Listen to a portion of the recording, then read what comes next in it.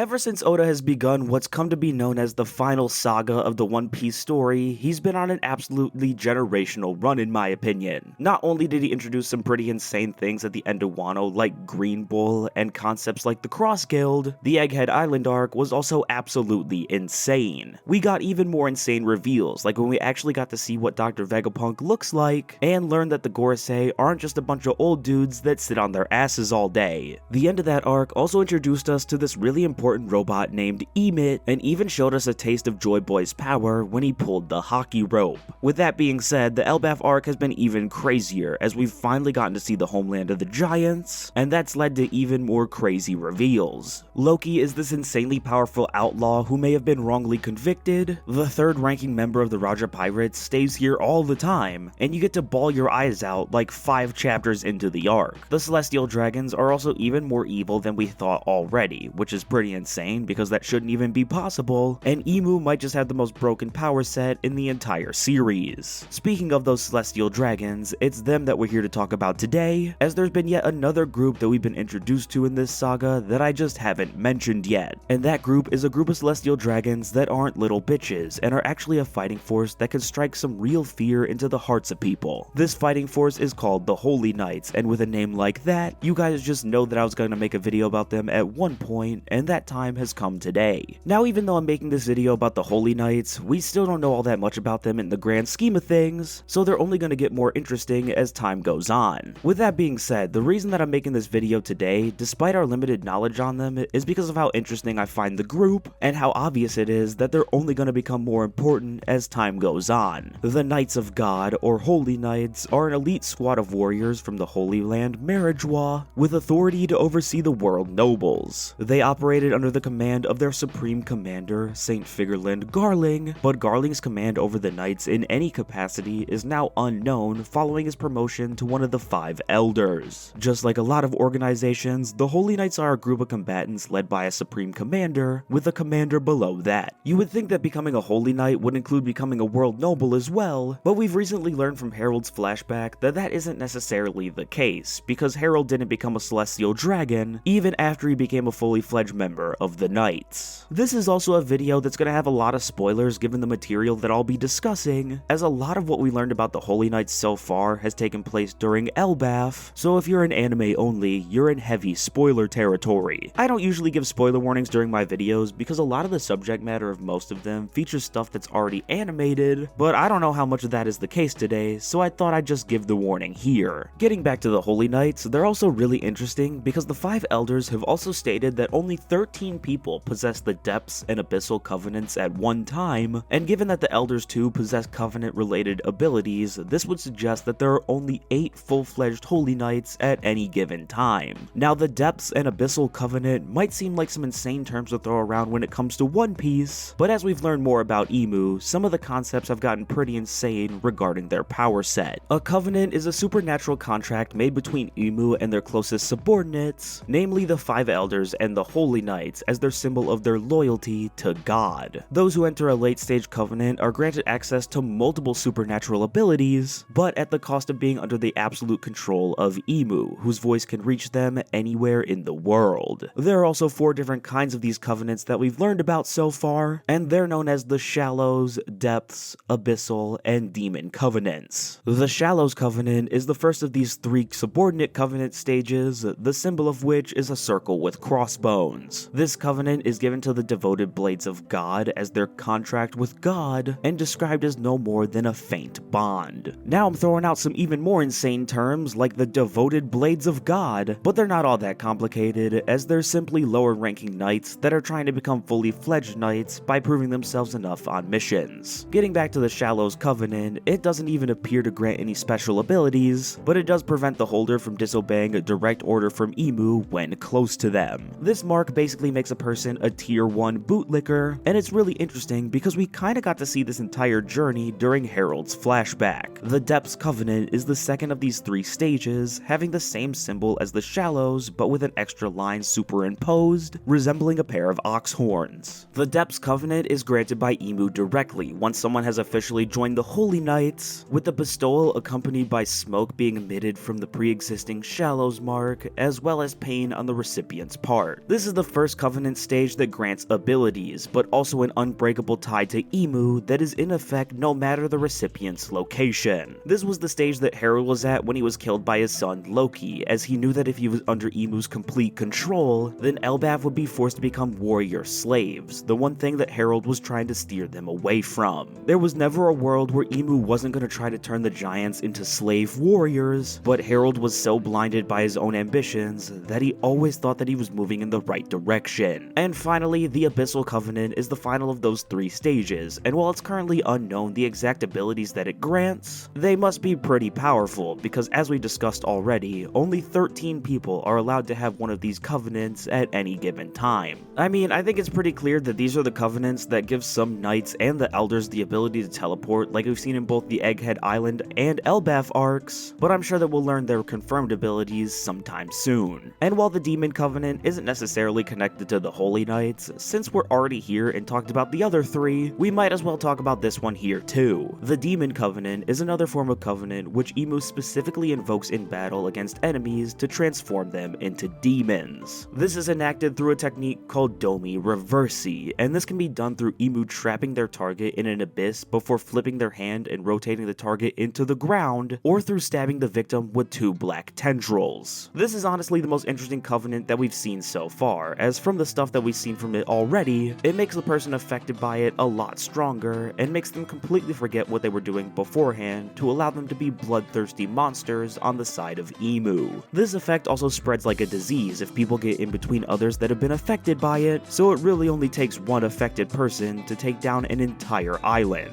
This is a concept that we're only going to learn more about as the Elbaf arc continues, as even though it was used on rocks during the God Valley flashback, it is really easy to forget that some of the giants of Elbaf were recently affected by it as well. Getting back to the Holy Knights, however, they kinda just perform sporadic missions in the outside world at the behest of Emu. They're also the only celestial dragons that are actually cool, as they don't wear the stupid little outfits that the normal celestial dragons wear, and genuinely just have great designs. It truly is unfortunate because of how evil they are, but just like the 5 elders, they all look cool and feature some of the best designs in the entire series. Another cool thing that they're allowed to do is discipline the other celestial dragons, with the best example of this being Garling executing Don Quixote Mosjard after he attacked St. Charlos. Unfortunately, this also means that they act in the selfish and evil means of the regular celestial dragons, but these guys are like super dictators, so I don't really know what I expected. With that being said, there are about 8 named members that are worth talking about so far, and there are even some unnamed members that might get talked about as well, if there's enough information about them for their inclusion in this video to be necessary. Now, with the amount that we've been talking about this character recently, you guys might be surprised that he's making an appearance here, but I'm not surprised at all, because it's finally time for him to play a bigger role in the story. You see, about 15 years ago, one Shanks went to Merijois to address his status as a world noble. This is because we recently learned that Shanks is actually the son of a celestial dragon, and the son of a pretty important one, as he's the son of Figarland Garling. This means that his true name is Figarland Shanks, but even though he went to Merijois to learn about his status as a world noble and to join the Holy Knights, it was always just an act and a major reconnaissance mission. This is quite literally one of the most dangerous missions that's ever been undertaken in the One Piece world, and Shanks got his own Shallows Covenant while he was up there. This retroactively gives us a reason as to why Shanks was willing to give up his arm to the sea monster in Chapter 1, as he didn't have a Depths Covenant yet, because he up and left Merijois right before he completed his mission to earn one. With that being said, I think that now is the perfect time for me to mention something else about these covenants that I forgot to mention when I was focusing on them. You see, even though Emu is the supreme ruler of the One Piece world and has any amount of power that they could ever ask for, they're still an inherently scared being. This was shown to us when Joy Boy's hockey rope was pulled at the end of the Egghead Island arc, and they were literally shook with fear, and I believe that it's the reason that these covenants have even been set up in the first place. The way that Emu is moving kinda reminds me of Muzan from Demon Slayer, and even though that sounds a little crazy, just hear me out first. Muzan was the king of demons and the main, final villain of the Demon Slayer story. He was very clearly the most powerful demon out there, as the other demons competed for his blood and listened to every one of his orders because he was their master. Even though he had the power to completely take over the world and rule it with an iron fist, there were 2 main reasons that he didn't do just that. Firstly, he was a very cautious man, so cautious in fact that he wouldn't even let his lower level demons work together before, just in case they came up with the idea of trying to overthrow the man that they literally worshipped. And secondly, back during his early days of being the Demon King, he ran into a demon slayer named Yorichi, who was so powerful that the only way that he could get away was split himself into so many tiny pieces that Yorichi couldn't cut them all. This is what led to his eventual defeat, as his inability to put the past behind him and use his undeniable power to kill all of the demon slayers eventually led to them leading him into a trap and the eventual battle that ended his defeat. If you really think about it, this is kind of exactly what's going on with Emu right now, especially with what we've recently learned about them. About 800 years ago, when Emu seemingly went into power, the first 20 kings had a battle against Joy Boy and his forces, and from the way that Emu reacts when feeling Joy Boy's conqueror's haki, that battle was really hard and potentially caused a ton of damage to Emu themselves. With that being said, the first 20 kings did eventually win that battle, and it led to the establishment of the world government and the secret supreme ruler of the world that we see today. And despite the fact that Emu is the supreme ruler and even has their closest subordinates who worship them, they're still somewhat scared of them, and that's why they force them to get these covenants before they're allowed into the highest ranks. Even though they listen to every order and would never want to let Emu down, they're still so worried about losing any amount of power that they have that even their closest subordinates are kept on extremely tight leashes. Now I know that that was a little bit of a long tangent and I just started talking about Demon Slayer out of nowhere, but as soon as I saw the parallels, I couldn't help but talk about it. With that being said, even though Shanks was a member of the Holy Knights at one point in time, that obviously isn't the case anymore, and I can't wait for the moment that he's reunited with his family. That just feels like a moment that has to happen, especially since Oda established the fact that Shanks lived in Marriagewell at one point, and I just think that that would be a great moment. And with that, we need to talk about the character whose story just got wrapped up recently, as the former king of the Giants, Harold, was also a member of the Holy Knights for a short amount of time. That membership of course caused him to lose his life at the hands of his own son, but he has a really interesting character, so I feel like I would be doing you guys a disservice if I didn't talk about it at one point. Harold was the most recent king of Elbaf and a member of the Holy Knights. He's the father of both Hydrodin and Loki, born respectively from Ida, his original lover, and Estrid, his official spouse. Celebrated in his homeland as a wise king, Harold spent most of his reign campaigning to undo Elbaf's negative reputation as a violent, brutish nation and make it a member nation of the world government. Among his local accomplishments are ordering the construction of the Walrus School and the several branch routes that connect Elbaf's villages together. Harold ultimately joined the Holy Knights to strengthen ties with the world government, unaware that he was dooming himself to subservience to Emu. Before Emu could fully control his mind, Harold asked Loki to kill him to stop the government from permanently enslaving Elbaf. However, the people of Elbaf believe that Loki murdered his own father in cold blood to take the throne, as well as the legendary devil fruit kept hidden by the royal family for centuries for himself. The story of Harold is one that just recently wrapped up, as with the release of chapter 1171, we're finally back to the current day of the One Piece story, where Elbaf is under attack.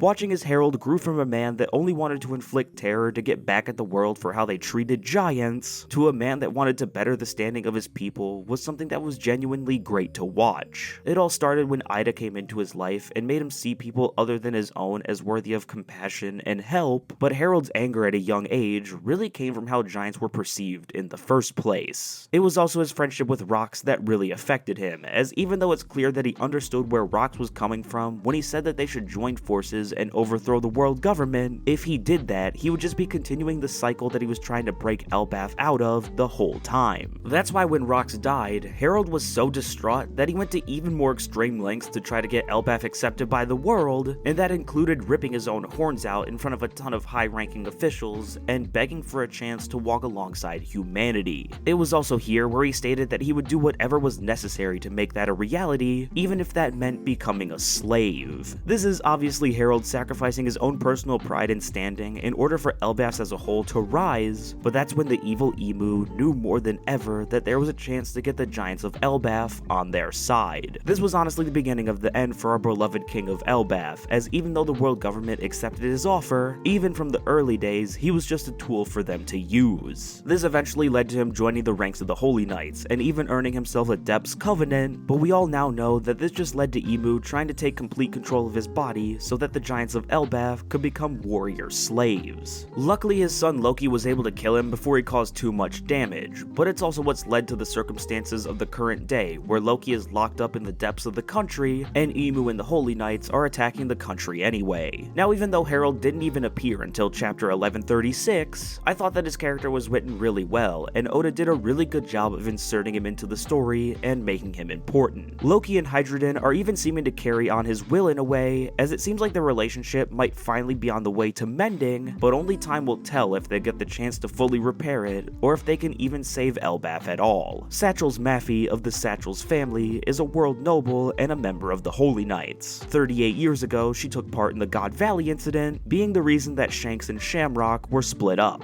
This lady has only appeared in the God Valley flashbacks so far, and even though her status is currently unknown, I wouldn't be surprised if she's still around, solely because of the power set that the Holy Knights have. She was really just there with her comrades to stop the pirates that invaded the native hunting competition and protect the other world nobles. This was until she got another request, and that request was to break away from her comrades and hunt down Monkey D. Dragon, who was attempting to rescue Garling's sons, Shanks and Shamrock. She managed to take Dragon down because she was a lot more powerful than the young Marine at this point, but she was only able to take Shamrock away from him because that was the only child that she saw. She also would have killed Dragon if it weren't for Whitebeard, as he was able to save the young Marine and forced Mafi to flee with just Shamrock in hand. That's honestly all she's done in the story so far, although she was present to watch Garling execute Rocks after he was tired out by his fight with both Garp and Roger. In all honesty, I definitely plan on seeing her again before the story ends, and the same goes for the unnamed Holy Knights that appeared in this flashback, and hopefully the next time that they appear, Oda gives them some names. Mafi is just really memorable because of her really cool design, and the fact that she's kinda responsible for Shanks being the pirate that he is today, as she was only able to take Shamrock from Dragon, and not both the twins. Saint Killingham of the Rimoshifu family is a world noble and a member of the Holy Knights. He's one of the Holy Knights that's only appeared in the current day of the story so far, as he's a part of the squad that's currently laying siege on Elbaf. Just like pretty much every Celestial Dragon and Holy Knight that we've seen so far, he sees normal people as nothing more than insects, and that's why he's perfectly fine with the atrocities that they're currently committing. This is shown to us during the Elbaf arc, where he just casually talks about their plans of kidnapping the Walrus School's students amongst his fellow Holy Knights. Even though he's less outwardly sadistic compared to people like Gunko and especially Summers, he was at one point depicted laughing gleefully as he coerced the giants into burning down their owl library. With that being said, he's another character whose design unfortunately goes incredibly hard, as he has a mythical Zoan fruit called the Ryu no Mi model Kirin that makes him look really cool. It also gives him some absolutely busted abilities, like the ability to make others fall asleep, even if he's pretty far away from them. He can also manifest the dreams of sleeping individuals and bring the things that they dream about into the waking world. For example, if someone dreams about a delightful picnic lunch, then he can create delicious tasting, zero-calorie food. I bring up that example because we literally see him do that when Summers is hungry and manages to fall asleep and dream about some food that he wants to eat. With that being said, he's also able to manifest terrifying nightmare monsters known as MMAs, which is just another force that's helping in that attack of Elbaf that the Holy Knights are currently pulling off. Now, even though they are leading to the destruction of a lot of the things that Harold worked hard for, and that's terrible, one of the funniest moments in the entire Elbaf arc so far takes place because of these MMAs. That moment is of course when it's revealed that almost every giant warrior is scared of either their mother or their wife, and this was surprisingly devastatingly effective in stopping the giants' counterattack. It's also because of these MMAs that Luffy got to see a small taste of Loki and Ragnir's power at the end of chapter 1171, and I hope that Luffy just gets to see more and more of it as this battle goes on. Killingham, while he has a cool design, is really representative of what a lot of the Holy Knights are, as in the grand scheme of things, they're really just vessels of destruction for Emu, and that's why they're willing to commit the atrocities that they've been committing. Saint Summers of the Shepherd family is a world noble and a member of the Holy Knights. He's one of the few members that's appeared in both the past and the current day of the One Piece story, as he was there during the God Valley incident and is currently on Elbaf laying waste to everything around him. In my opinion, he's very clearly the most sadistic member of the Holy Knights that we've seen so far, as we literally saw him kill children during the God Valley flashback, and he was perfectly fine with doing the same thing to the children of the Walrus School. He was also seen smacking the shit out of Shaki during the God Valley incident, and was even the man that Rayleigh cut down in order to save her. Summers is really representative of something that a lot of people have noticed about the Holy Knights, myself included, and that's the fact that they do really well against people that aren't aren't all that powerful, but can't really seem to do anything against actual strong people. They rely extremely heavily on their overpowered devil fruits and the fact that they're literally immortal, and there are only a few members of the Holy Knights where I don't believe that to be the case. Summers is one of the best examples of this, as he easily defeats people like Shaki and Saul, but has been easily damaged and defeated by both Rayleigh and Gaban. Oh yeah, these guys are also immortal because of their contracts with Emu, and I wanted to wait until towards the end of the video to talk about that fact, but I think it makes more sense to talk about it here. Immortality in One Piece is a regenerative ability which renders a person impervious to being killed. It's a power possessed by Emu and bestowed via covenant onto the 5 elders and the Holy Knights, as well as those who are transformed into demons. In all honesty, it's really similar to how Logias are able to reconstruct themselves, except not even attacks infused with armament haki have any effect on them. This is very clearly very broken, as we've seen a ton of Holy Knights and demons just walk off attacks that should have killed them with no lasting effects at all. With that being said, even though this makes it seem like these people are unbeatable, that isn't the case at all, because there are 2 ways that this immortality can be countered. The first way is through Emu themselves ripping the power away from people, something that we saw them do to Saturn at the end of the Egghead Island arc, killing him instantly. The other method of countering is available to more people than just Emu, as infusing attacks with Conqueror's Haki also slows down their regeneration for a period of time. For the longest time, we didn't really know if it was possible to completely kill them, but with the reveal that Harold was immortal when Loki killed him, we now know that if somebody's Conqueror's Haki is strong enough, then they can put down an immortal person for good. I feel like this is going to be a big problem for the Holy Knights when Luffy and friends finally join the fight, but I want to see these guys taken down, so I can't wait. Getting back to Summers, however, while he does rely heavily on his immortality, he's also got a pretty broken devil fruit that allows him to create and control thorny vines. Not only does a person get hurt if they try to touch these vines, Summers can also make them invisible, making it even easier for him to spring a trap on someone. As I said earlier, we've seen this guy in both the past and the present of the One Piece stories so far, and given how evil this guy is, I'm sure that we'll be seeing him more before the Elbaf arc is over. Saint Gunko of the Man-Mayer family is a world noble and a member of the Holy Knights. Previously, she was a devoted blade of God, serving under the Holy Knights 38 years ago during the events of the God Valley incident. Gunko is easily one of the most interesting Holy Knights that we've met so far, as it seems like she has a special connection with Emu that not many of them have, but that may have also just been Emu using their ability to take over their subordinates at any time. That's honestly probably what it is, but Emu deciding to take her over has definitely made me more interested in their connection, so hopefully we learn more about that in the future. She also has a strange connection with Brook, not only because she likes the music that he's made as the Soul King, but also because they seem to share some sort of past that she forgot about before seeing him again during the Elbaf arc. That makes Brook even more interesting than he already was, because there's a ton of his past that we don't really know about, but let's get back to Gunko for now. Like I said during the Killingham section, she's pretty damn sadistic, not caring about normal people at all, and willing to do pretty much anything to ensure that her mission gets completed. She's also very dedicated to her duties as a Holy Knight, listening to her superiors' every word, and using her broken devil fruit to take down any enemy that needs to be taken down. Speaking of that devil fruit, she ate the Arrow no Mi, which grants her the ability to create and control bandage-like strips with ends shaped like arrowheads. The arrows have various offensive uses. In addition to the arrowheads themselves being good for stabbing, the arrow strips can be used to bind an opponent's limbs or choke them around their neck. The arrows can also be coiled into shapes of constructs, such as Gunko giving herself giant gauntlets and boots around her limbs, giving her a significant boost to her striking power. The thing about Gunko is that it's pretty clear that she's very adept at using her devil fruit, making her one of the only Holy Knights that I personally believe doesn't rely on their immortality to make them dangerous in a fight. With that being said, she does rely on her immortality just a little bit, but from the examples that we've seen so far, it seems like she does it to scare her opponents more than anything, especially when she was fighting against some of the members of the Straw Hat crew. Gunko is yet another member of the Holy Knights that I feel is only going to grow in importance as the Elbaf arc and the rest of the story goes on, and I can't wait for more of our main characters to meet her. Saint Shamrock of the Figarland family is a world noble and the commander of the Holy Knights. Born in God Valley, he's the son of Saint Figarland Garling,